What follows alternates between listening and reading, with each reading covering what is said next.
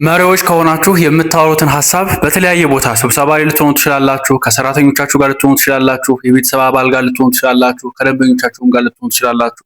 መልእክታችሁን ሰዎች ጆሮአቸውን ሰጥተው እንዲሰሟችሁ የምትፈልጉ ከሆነ ይሄ ቪዲዮ ለእናንተ ነው የተሰራው። ለማታውቁ ሰዎች አለህኝ እባላለሁ። ንግግራችሁን ማሻሻል እንደ መሪ መናገር የምትፈልጉ ሰዎች ከሆናችሁ አሁኑኑ ቻናሉን ሰብስክራይብ በማድረግ ቤተሰቡ ነው። ንግግራችሁን በተለያየ ቦታ ሰዎች ጆሮአቸውን ሰጥተው እንዲሰሟችሁ ማድረግ የምትችሉበት ትልቁ የኮሙኒኬሽን ስኪል ቢኖር ምንድነው?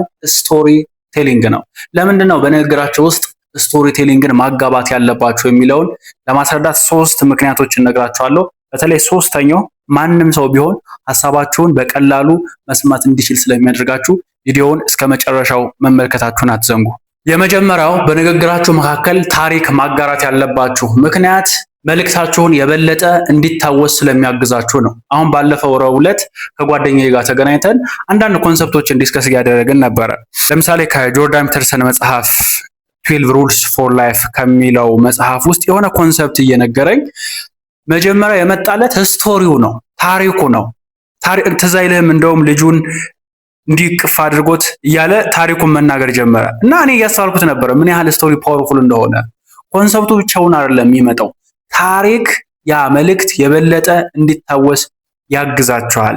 እናንተ መሪዎች ደግሞ ትልቁ ያላችሁ መሳሪያ የምታስተላልፉት መልእክት የምታወሯቸው ሰዎች ጋር መድረስ መቻሉ፣ መድረስ ብቻም ሳይሆን እነሱ ያስታውሱታል ወይ የሚለው ነገር በጣም ወሳኝ ነው። መጽሐፍም ሲጻፍ አስተውላችሁ ከሆነ ምንም አይነት መጽሐፍ ይሁን ስቶሪ አለው። ምንም አይነት መጽሐፍ ሊሆን ይችላል። እስኪ ይሄን ነገር ዛሬ እዩት። የሆነ መጽሐፍ ግለጡና መሀል ላይም ሊሆን ይችላል እዩት እስኪ። የሆነ ስቶሪ አለው እኮ።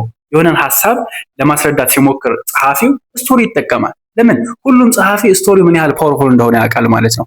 እናንተ መሪዎች ያላችሁ ትልቁ መሳሪያችሁ ስቶሪ ማጋራት ነው። ለምን ካላችሁ ስቶሪ ስሜት አዘል ነው። ስሜት አዘል በመሆኑ ምክንያት ሰዎች ጋር እንዲደርስ፣ ሰዎች ጋር እንዲቀር የማድረግ አቅም አለው። ለዛ እኮ ነው እናንተ ተማሪዎች እያላችሁ ያጋጠማችሁ አጋጣሚ እስካሁን ድረስ የምታስታውሱት ይኖራል። ለምንድን ነው እንደዛ የሆነበት ምክንያት? ስቶሪ ወይም የአጋጣሚ ስሜት አዘል በመሆኑ ነው። ስለዚህ ስቶሪ ወይም ታሪክ በንግግራችሁ መካከል መጠቀማችሁ መልእክታችሁን የበለጠ እንዲታወስ ስለሚያግዛችሁ ስቶሪ ተጠቀሙ። ሁለተኛ፣ መሪዎች በንግግራችሁ መካከል ታሪክ መጠቀም ያለባችሁ ምክንያት ከምታወሯቸው ሰዎች ጋር ተዛማጅ እንድትሆኑ፣ የተሻለ ግንኙነት መፍጠር እንድትችሉ ስለሚያግዛችሁ ነው። እስኪ እናንተ የምትወዷቸውን ፊልሞች ተመልከቷቸው። ፊልም ውስጥ ካሉት ካራክተሮች ጋር እኮ ተዛማጅነትን ስለፈጠረን ነው አይደል? ስለምንወዳቸው እኮ ነው። እነሱ ባለፉበት ፈተና፣ ችግር፣ ደስታም ሊሆን ይችላል አብረን ማለፍ ስለምንፈልግ እኮ ነው። እንደዚህ አይነት ኤክስፒሪየንሶችን በህይወታችን በራሳችን ህይወት ከዚህ በፊት ኤክስፒሪየንስ አድርገናቸዋል። ለዛ ነው የምንወዳቸው። እናንተም እንደ መሪ ከሰራተኞቻችሁ ጋር፣ ከቤተሰብ አባላት ጋር፣ ከአዲስ ደንበኞቻችሁ ጋር የተሻለ ግንኙነት መፍጠር የምትፈልጉ ከሆነ እናንተ የማትደረሱ ከሰው የተለየ እንደሆናችሁ ፊል እንዲያደርጉ ሳይሆን እንደነሱ ሰዎች መሆናችሁን ማሳየት። እሱን ማድረግ የምትችሉት ደግሞ ከእናንተ ኤክስፒሪየንስ የተወሰነ በስቶሪ ፎርም ማጋራት ስለምትችሉ ነው። የዛኔ አሃ ለካሱ ሰው ነው እንደኔ፣ እኔ በማልፍበት ኤክስፒሪየንስ ለካሱም ያልፋል። የዛኔ እነሱ ይወዷቸዋል። እንደ መሪ ያለው ጥበብ፣ መሪ ያለው ትልቁ ነገር ይሄ ነው። ብዙ ሰው ግን አይረዳው፣ ብዙ መሪ ግን አይረዳው። እንዳልኳችሁ ረቡዕ ዕለት ከጓደኛዬ ጋር ተገናኝተን ዲስከስ ስናደርግ እኔም ስቶሪ እያጋራሁ ነበረ በዲስከሽናችን መካከል እና ኮንሰፕቱ ምን ነበረ ስናወራበት የነበረው ከምናወራቸው ሰዎች ጋር ምን ያህል ኢንተረስትድ መሆን እንዳለብን እየተነጋገረን እኔ ከደንበኞቼ ጋር ምን ያህል ኢንተረስትድ እንደመሆን እየነገርኩት ነበረ።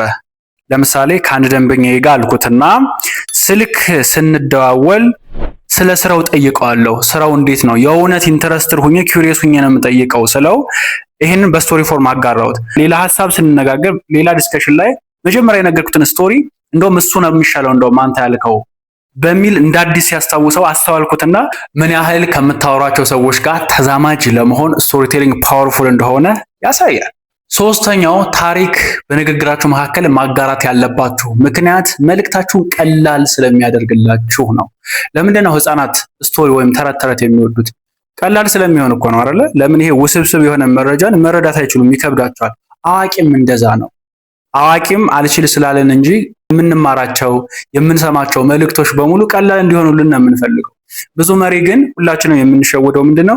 ውስብስብ የሆኑ መረጃዎችን እንዲሁ ዝም ብለን ስለተናገርን ወይም ስለወረወርናቸው ብቻ የምናወራቸው ሰዎች ይረዷቸዋል ማለት አይደለም። እንደ ጥሩ ኮሚኒኬተር የኛ ስራ መሆን ያለበት የማስተላልፈው መልእክት ቀላል ነው ወይ? እንደውም አንድ የኢሌክሽን የአሜሪካ የፖለቲካ ውድድር ላይ ዶናልድ ትራምፕ እና በወቅቱ የነበሩት ተወዳዳሪዎቹ ያደረጉትን ንግግር አናላይዝ ሲደረግ የዶናልድ ትራምፕ ንግግር የ5ኛ ክፍል ሊረዳው የሚችለው አይነት ንግግር ነበር። ሌሎቹ እስከ 9 እስከ 11 12 የሚደርስ አለ።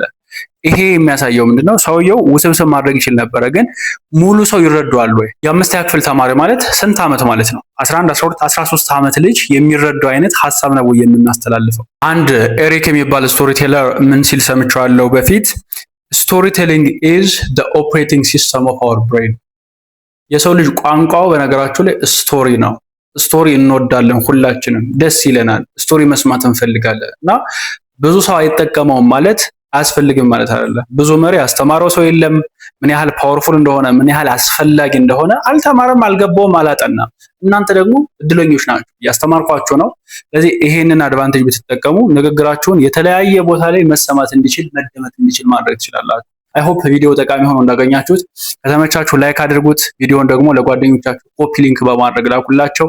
መድረክ ላይ ወጣችሁ ሀሳባችሁን የምትገልጹበትን አቅማችሁን ሌላ ሌቭል ማድረስ የምትፈልጉ ከሆነ ትክክለኛ ቦታ ያላችሁት ቻናሉን ሰብስክራይብ በማድረግ ቤተሰቡ ነው።